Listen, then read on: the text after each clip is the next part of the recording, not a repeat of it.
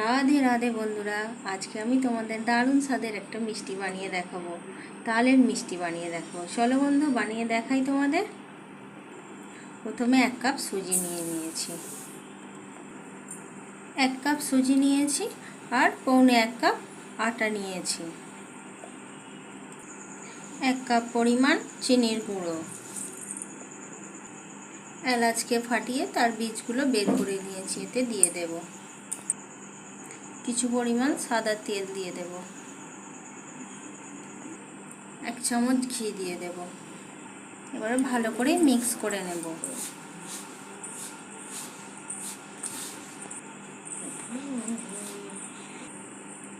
এরকম মোটা করে দেখে নেবে যে মিশ্রণটা ঠিকঠাক হয়েছে কিনা। এরকম মোটা হয়ে গেলে জানবে যে সব কিছু ঠিকঠাক মিক্স হয়ে গেছে।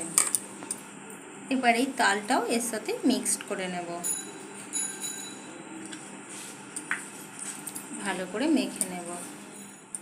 দেখো বন্ধুরা, এরকম নরম করে মেখে নিতে হবে। যদি দেখো পাতলা হয়ে গেছে, সেই ক্ষেত্রে তোমরা আটা ব্যবহার করতে পারো। আর যদি দেখো শক্ত হয়ে গেছে, তাহলে তোমরা জল কিংবা একটু দুধ দিয়ে মেখে নেবে এরকম নরম করে। এবার আমি এটা ঢাকা দিয়ে রেখে দেবো কিছুক্ষণ। পর ফিরে এলাম বন্ধু, আবার একটু মেখে নেব। হাতে সামান্য জড়াচ্ছে, একটু সাদা তেল দিয়ে দেব, আবার একটু মেখে নেব।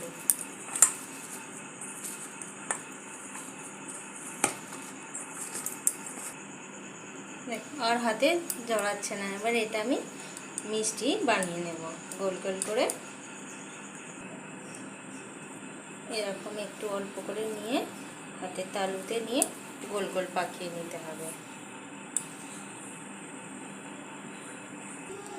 এইভাবেই সব মিষ্টিগুলো বানিয়ে নেব। গোল গোল করা হয়ে গেছে, এবারে এগুলোকে আমি ভেজে নেব। কড়া বসিয়ে দিয়েছি, কড়াতে এবারে ঘি দিয়ে দেব। ঘি দিয়ে ভাজলে মিষ্টিটা দারুণ টেস্ট হয়।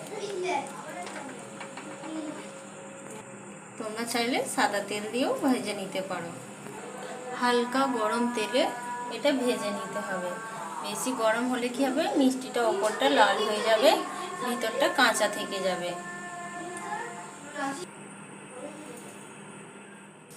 এক সাইডটা লাল লাল ভাজা হয়ে গেছে, এবারে উল্টে দেব।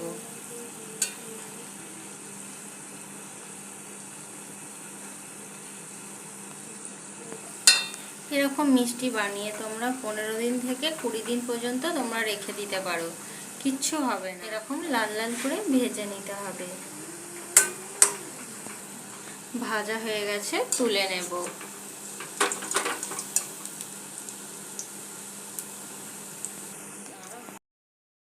দেখো বন্ধুরা, কত সুন্দর হয়েছে। ভিডিওটি ভালো লাগলে একটা লাইক করে চ্যানেলটি সাবস্ক্রাইব করে সঙ্গে থাকো।